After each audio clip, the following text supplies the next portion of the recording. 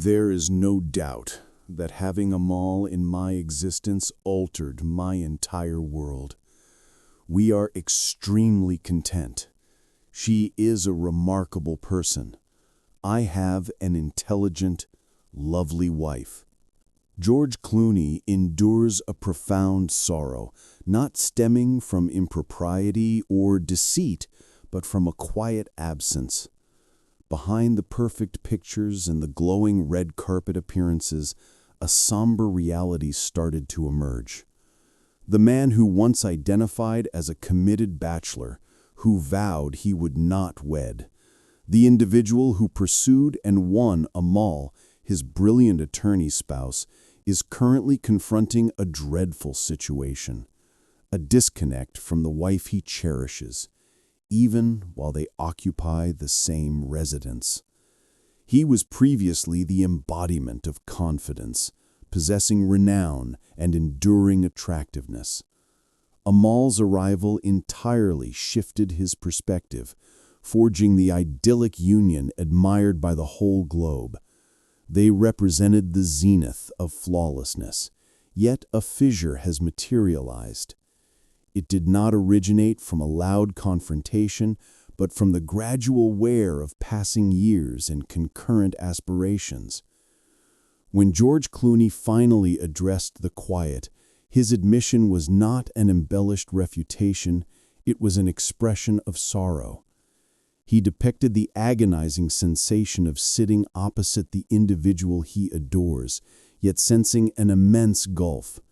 It was an acknowledgement of the boundaries of self-discipline and ambition, recognizing that quietness sometimes inflicts more harm than disputes.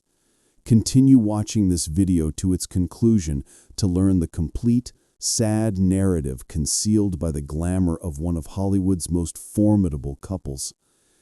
Can affection endure when the entire context has shifted?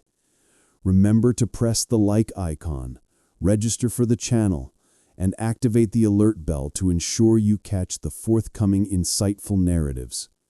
For the duration of his illustrious decades, George Clooney was not merely an Academy Award-winning performer or a skilled director. He was a societal figure, an exemplar of ageless sophistication. Yet above all, he stood as Hollywood's most prominent golden bachelor. His unmarried status was not a fleeting period, it constituted a clear position. Clooney had pledged never to wed again following his short and, by most descriptions, unhappy union with actress Talia Balsam in the early 1990s. That partnership, enduring just 4 years, inflicted a lasting wound, transforming Clooney into a doubter of the matrimonial institution. He frequently converted this doubt into witticisms on mainstream television. In discussions, Clooney often joked about his lack of aptitude for matrimony, even risking thousands of dollars in wagers with peers like Michelle Pfeiffer and Nicole Kidman that he would remain unwed. As his fame increased, the defenses he erected around his private affairs strengthened. While contemporaries such as Brad Pitt and Matt Damon married and started families, Clooney occupied his existence with demanding production schedules, humanitarian and political missions in Darfur, and late evenings of revelry and spirits at his villa. To the external world, George Clooney appeared thoroughly satisfied with his autonomy, wearing the bachelor mantle naturally and gracefully. He relished an existence free of obligations, perpetually relocating, altering endeavors, and never needing to negotiate with another regarding furniture placement or screenplay selection. Nonetheless, his closest confidants perceived a silent isolation dwelling within this magnificent man, a form of solitude that renown, riches, or brief affairs could not assuage. This isolation was deftly masked by keen wit and undeniable magnetism. He dominated every gathering, but when the attendees departed, he remained solitary in his expansive residence alongside his cherished pot-bellied pig, Max, until the pet's demise. Then, in the summer of 2013, destiny intervened in the most unforeseen manner, precisely in the location of his illusory serenity, his estate on Lake Como, Italy.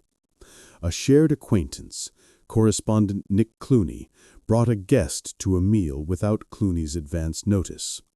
This guest was Amal Alamuddin, a name entirely foreign to the entertainment industry.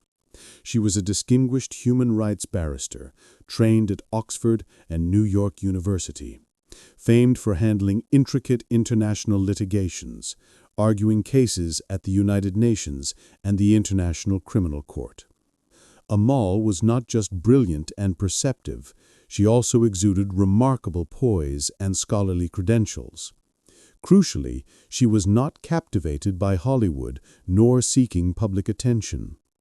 In a later discussion, Clooney confessed, "I had no awareness of her. I inquired of a friend, 'Who is that?' The instant Amal entered his residence marked the moment George Clooney, who had maintained command over his existence for 5 decades, sensed his grip loosening.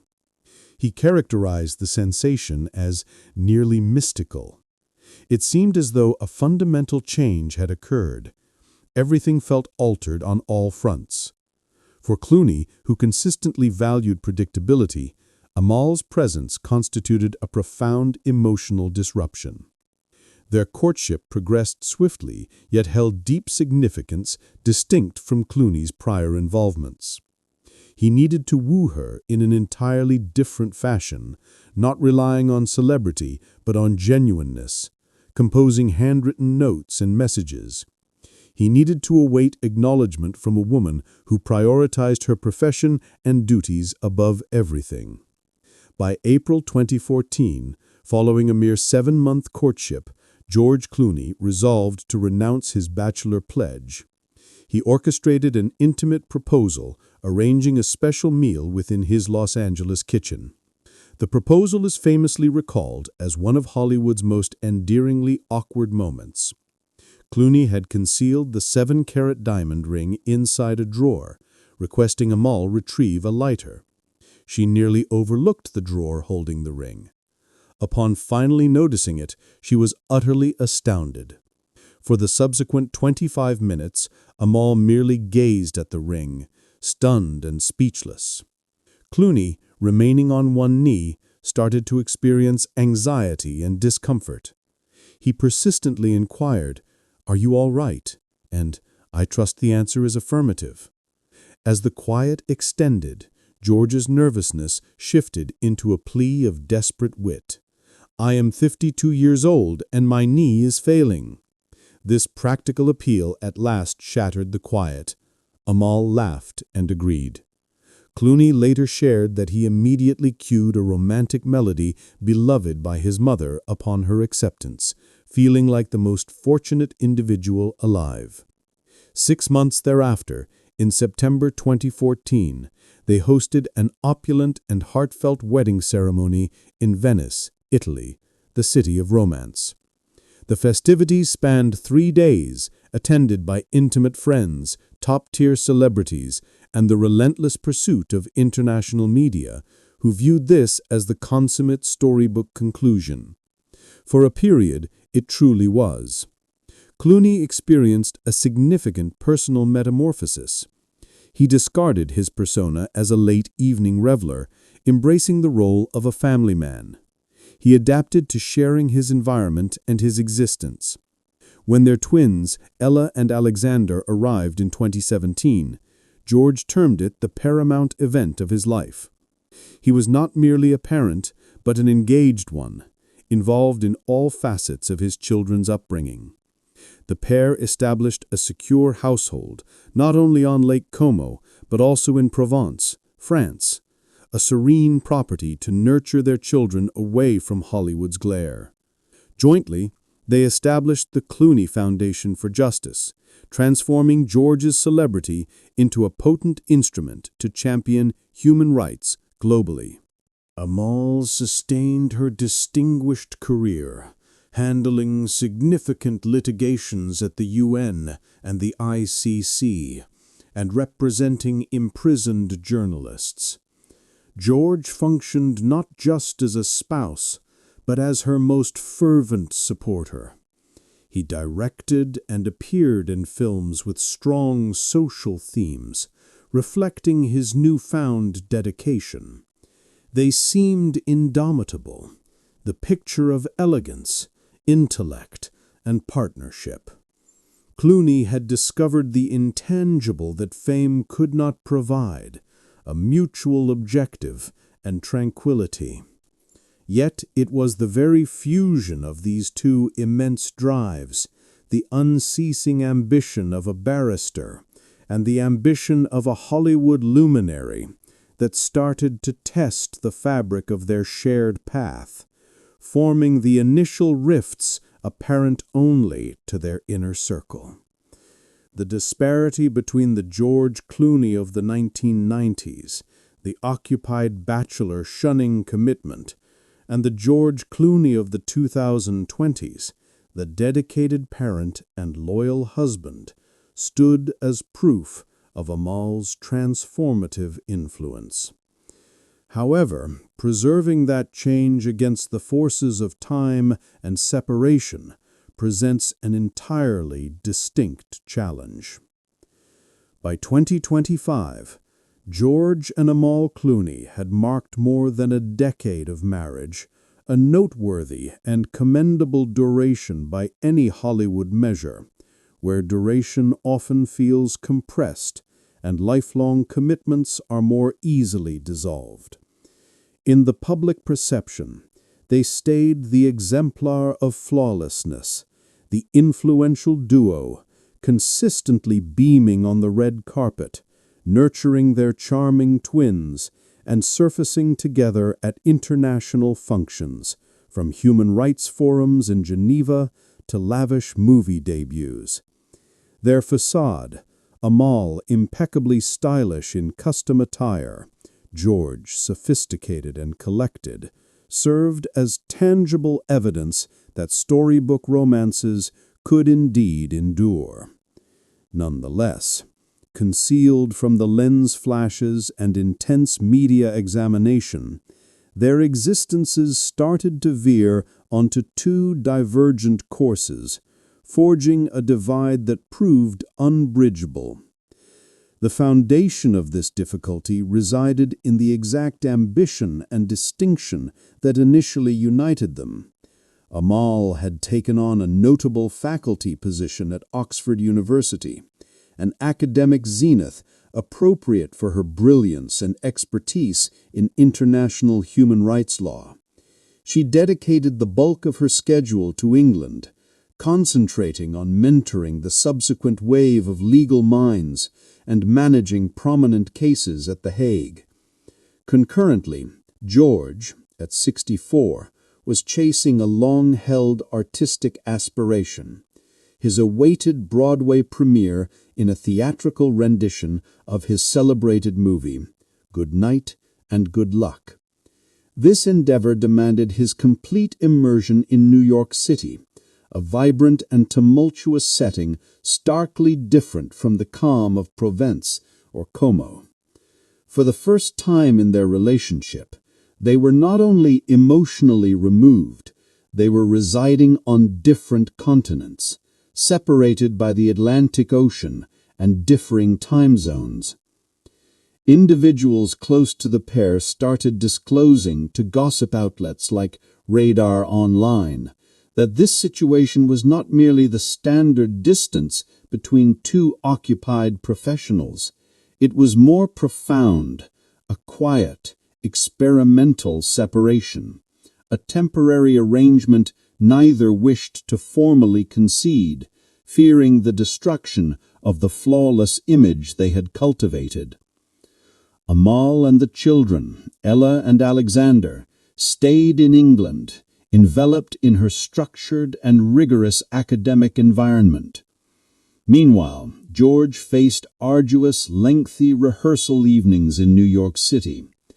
After the performance concluded and the solitude commenced, he frequently found himself solitary in his flat, consuming the alcohol he had renounced years prior.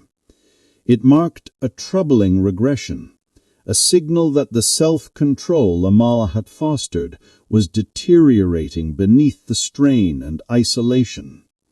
Being separated in this manner is challenging, one confidential informant stated, summarizing the circumstances in a concise yet weighty observation. They are drifting, not quarreling, just drifting. This condition of drifting constituted Clooney's deepest apprehension, as he always valued their harmonious relationship. In a discussion with CBS Mornings in April 2025, George smiled and declared, "We still have not discovered a reason to argue."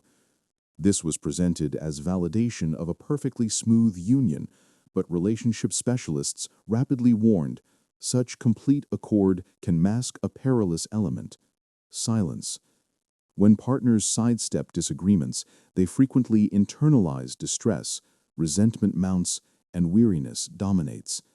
They opt to smile and persist until eventually nothing remains to be articulated, and that quiet transforms into a chasm. Amal's existence in Oxford was intensely focused and systematic.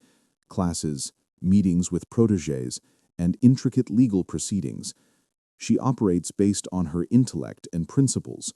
George held her in immense esteem, but this esteem started to be paired with feelings of inadequacy and self-questioning. He mentioned to the New York Times that upon their meeting, he believed he stood no chance.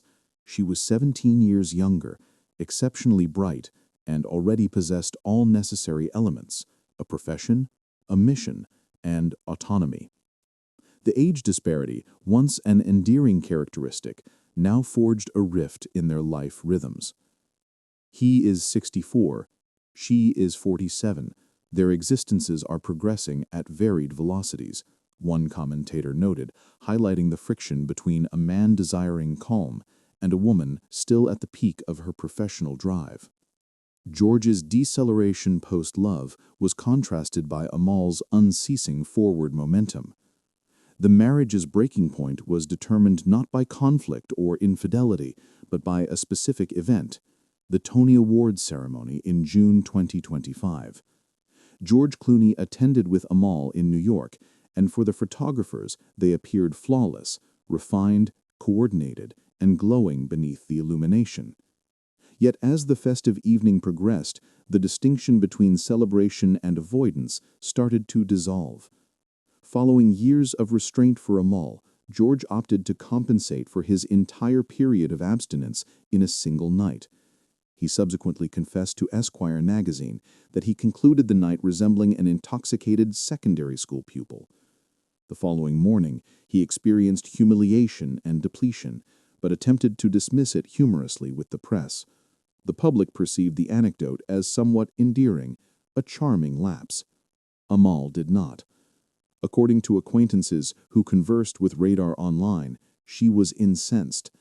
For her, the issue was not the isolated instance of indulgence, it was the symbolism. She respected his commitment to sobriety, but watching him brag about his lack of restraint during the intoxication deeply unsettled her. For Amal, it served as a distressing echo of the former George, the version she believed he had surmounted. She had developed affection for the mature iteration of him, the individual who transformed into a dependable spouse, parent, and associate. When George sought to downplay the matter, Amal established a boundary. She told George that his drinking was an issue she would not disregard, the source disclosed. Those remarks struck George profoundly. For an individual who valued absolute self-discipline, being challenged by his wife compelled him to acknowledge a dreadful possibility. He was reverting to his previous patterns. Acquaintances depicted the subsequent weeks as fraught and utterly quiet. They withdrew to their $8.3 million estate in Provence, France. This location, set amidst olive groves, vineyards, and profound stillness, should have served as their haven. However, the quiet only heightened the separation between them. Amal dedicated her mornings to handling international legal matters remotely. George roamed the grounds, practicing dialogues for his forthcoming Broadway role. At evening meals, the discussion was civil but superficial, lacking any real substance. She does not perceive the wild evenings as charming or amusing, a family acquaintance clarified. She has 2 young children, an exacting profession, and a pronounced need for structure. The last thing she desires is reckless conduct upsetting their domestic life. This divergence in fundamental principles grew starker than previously. By March 2025, conjecture about an experimental separation circulated widely. Amal had relocated the twins to England, citing convenience for her Oxford faculty duties. George, conversely, stayed in New York to chase his Broadway ambitions. Externally, they preserved the flawless image. George discussed Amal's profession with reverence. Amal affirmed her backing for his theatrical endeavors. They attempted to overcome the separation with minor gestures, regular FaceTime interactions, displaying Ella's artwork, Alexander's laughter. Yet the physical separation had strained the emotional bond to its breaking point. They were accustomed to brief separations, an insider noted. But this situation is distinct. It is challenging them in manners they hadn't foreseen. Amal's Oxford commitments were relentless, necessitating complete concentration. George's Broadway existence was the stark opposite: extended practices, late performances, and the profound isolation following the applause. They were inhabiting distinct realities. Neither was incorrect. They were merely striving to exist fully within their missions. Yet affection, even the most robust, can fray when stretched excessively between 2 monumental aspirations. The tabloids persisted in reporting friction and speculating about dissolution. Notably, neither George nor Amal issued a public contradiction. They just stayed quiet. This quietness, paradoxically, communicated significantly. Close acquaintances grasped that Amal perceived the separation as a chance for introspection. George, conversely, regarded it as banishment. He missed the commotion of his family, a confidant revealed. He missed Amal's presence in the kitchen, the children moving through the residence. For him, New York did not represent liberty. It represented isolation, masked as opportunity. And then, just as conjecture peaked, they surfaced at the Venice International Film Festival in August 2025. They were linked arm in arm, beaming, flawlessly projecting the image the public desired. The flawless couple who had weathered all conjecture. Cameras activated, the audience applauded, and momentarily the facade of perfection was restored. Amal appeared luminous, George serene. Nonetheless, beneath that tranquil veneer, the doubts persisted, cutting more profoundly than before. Were they simply acting, as they had perfected over the decades, or were they genuinely attempting to reconnect following months of separation and strain? The resolution existed in the nuances, apparent only to their closest circle. As one acquaintance privately noted, both are adept at maintaining the privacy of their personal sphere, but occasionally that appearance of tranquility is merely silent sorrow. The quietness between them, originating not from animosity, but from emotional depletion, was more alarming than a vocal dispute. Their union had arrived at a juncture where emotional restraint served as a mask, not a genuine bond. In the autumn of 2025, Glamour magazine featured a discussion with Amal Clooney.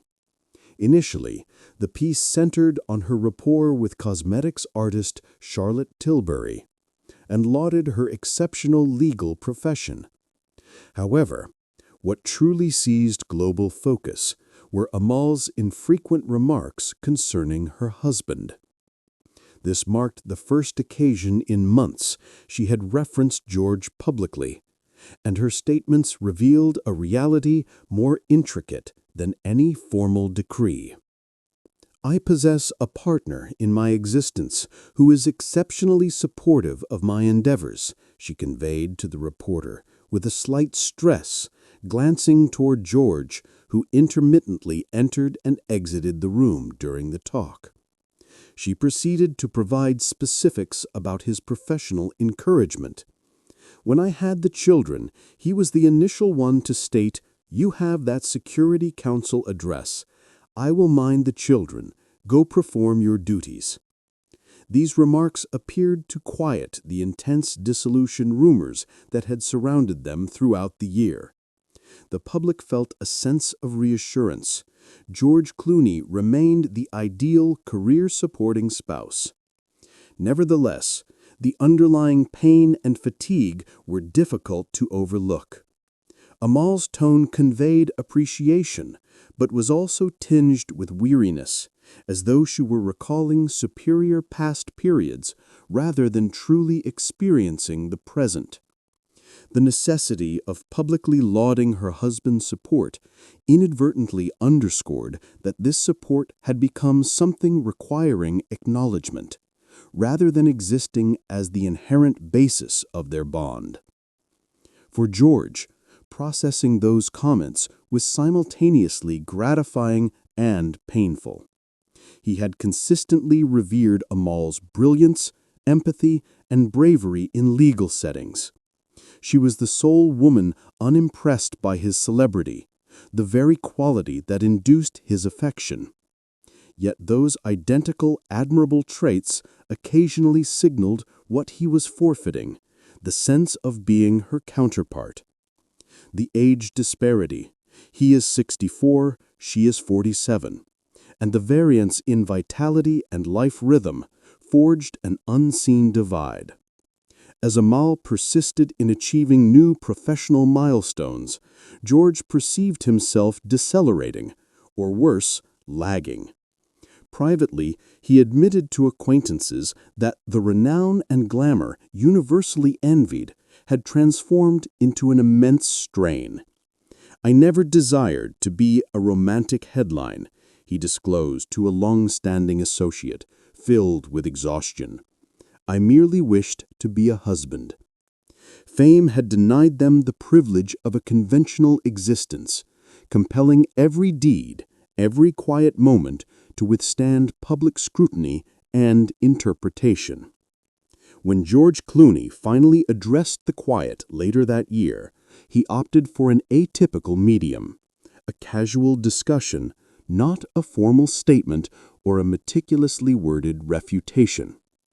When queried directly about the veracity of the separation rumors, he paused significantly. That quiet, enduring several seconds, held more gravity than any reply. He spoke gently, his voice imbued with introspection. "You understand, marriage isn't about preventing alterations. It's about maintaining cohesion when your surroundings alter and when you yourselves alter." He did not verify a dissolution, nor did he contradict it. Instead, he presented a recharacterization of marriage amidst crisis, an acknowledgement that both had struggled to uphold their static commitments. He depicted the sensation of detachment, even while cohabitating. "Sometimes," he confessed, "you can be seated opposite the person you cherish and sense an immense distance. And when that occurs, the emotion you experience isn't animosity, it's sorrow." This represented George's most agonizing admission. He conceded that a sacred element between them had diminished. There was no impropriety, no deceit, just the steady wear of time, ambition, and separation.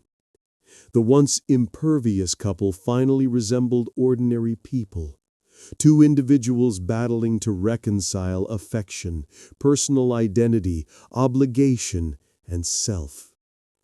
Although George's admission seemed bleak, Amal's concluding remarks in the glamour discussion provided the subtle ray of optimism.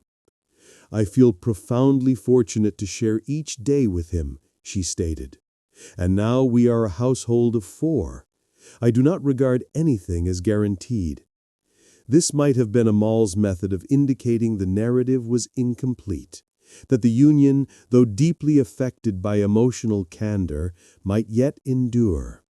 She stressed the household of 4, a robust mutual foundation, stronger than any solitary pledge. Nonetheless, by late 2025, George Clooney had to confront a stark reality. Even the most idyllic narratives can fracture silently. The union once celebrated by Hollywood had evolved into an object lesson in separation, maturation, and the boundaries of self-discipline. The world perceived the flawless smiles, but the inner circle noted the growing distinction. No further extended witty discussions, no more red carpet banter, just briefer replies and lengthier hesitations. Beyond the public eye, Catherine constructed her personal domain named Casa Zeta-Jones, a lifestyle enterprise encompassing home decor, linens, cosmetics, and apparel. Each product mirrored her stylistic preferences, traditional yet contemporary, sophisticated yet accessible. Business arrangements and collaborations yielded upwards of $20 million. Her personal valuation was projected at $150 million, yet Catherine never characterized herself by finances. "A lovely residence is only genuinely lovely when it contains tranquility," she remarked to a design publication. The young woman who narrowly escaped death on an operating table as a youth, who departed education at 15 to pursue acting, who once faced the brink of marital dissolution and emotional distress, has subsequently found solace in the most basic elements: a dining setting, a jazz album, a glass of wine in the olive grove. Still, the darkness has not entirely receded. As George and Amal's existences veered onto divergent paths, one at the academic zenith in Oxford, the other redefining his profession on the New York stage, the primary separation was temporal. Privately, George Clooney was battling his foremost obsession: aging. At 64, he was not the younger man who could deploy reckless charm to mitigate every error, such as his intoxicated post-Tony Awards behavior.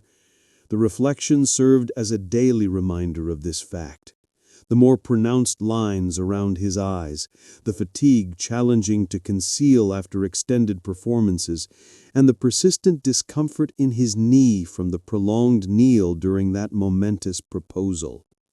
Meanwhile, Amal, 17 years his junior, stayed luminous, energetic, and characterized by her intellect and relentless drive. She remained an indomitable figure in her domain, constantly advancing. George himself previously highlighted this poignant contradiction. He often quipped, "I was formerly the one progressing too rapidly. Now she is the one accelerating, and I am merely attempting to match her pace." That remark, initially light-hearted wit, encapsulated the entire reality of their union. The disparity in life's tempo had forged a chasm. He was desiring quietude and remembrance, while she pursued the subsequent triumph on the global stage. Their residence in Provence, previously an idyllic retreat filled with the sounds of family and acquaintances, had transformed into a haven for George's solitary introspection. It ceased being a sanctuary and became a mode of self-imposed isolation. George passed extended evenings meandering through the olive groves, amidst flora offering stability and endurance. In his grasp, occasionally, was a glass of wine he pledged to himself would be the final one. This resumption of the behavior was not the irresponsible defiance of the Golden Bachelor. It signified resignation. He consumed alcohol not to rejoice, but merely to recollect the sensation of a simpler existence, when he and Amal initially connected, when everything appeared attainable. The regression to drinking constituted a desperate effort to grasp the feeling of past tranquility, a method of self-comfort amidst his solitude.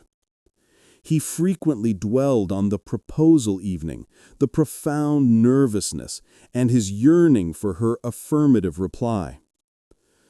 "I believe I just sought to validate that I could be someone's permanent commitment," he disclosed to an intimate friend, his voice filled with introspection.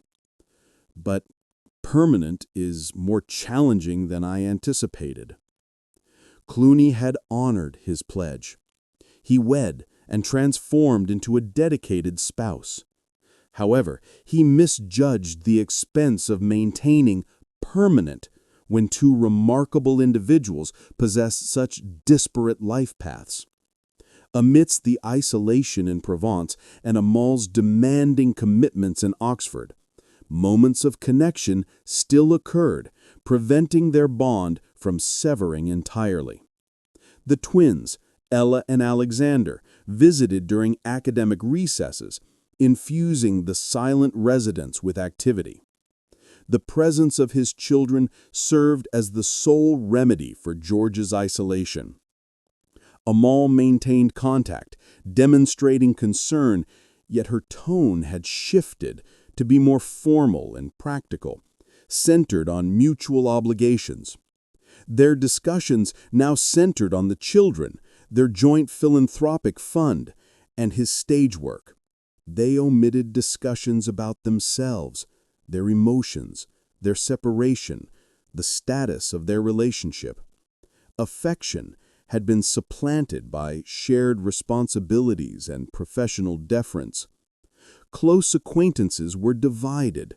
Some maintained they remained united, discreetly reconstructing their bond based on mutual acceptance. Others held a bleaker view, proposing the separation was now indefinite, merely awaiting a suitable moment for a formal announcement. The narrative of George and Amal has surpassed the confines of a Hollywood love story. It has evolved into a symbol of the difficulties in a contemporary union between two exceptionally driven individuals. This story is not centered on an idyllic conclusion, but on the sacrifices made to preserve affection when renown, separation, and time exert pressure upon it. Perhaps the paramount insight from the Clooneys is not regarding the discovery of love, but its preservation. Their narrative is not about cessation, but about the intricacy of affection confronting unyielding reality. And your thoughts? Do you believe George and Amal's affection can surmount all they have faced? Do the quiet and separation signal an end, or merely a requisite period of trial to redefine their bond? Express your views on this silent sorrow in the remarks area below. And remember to like the video if this narrative resonated and prompted reflection on the worth of candor and dedication in affection. Also, register for the channel and activate alerts to ensure you catch forthcoming untold Hollywood stories, where we delve into the reality behind the public image. Thank you for tuning in. See you in the next installment.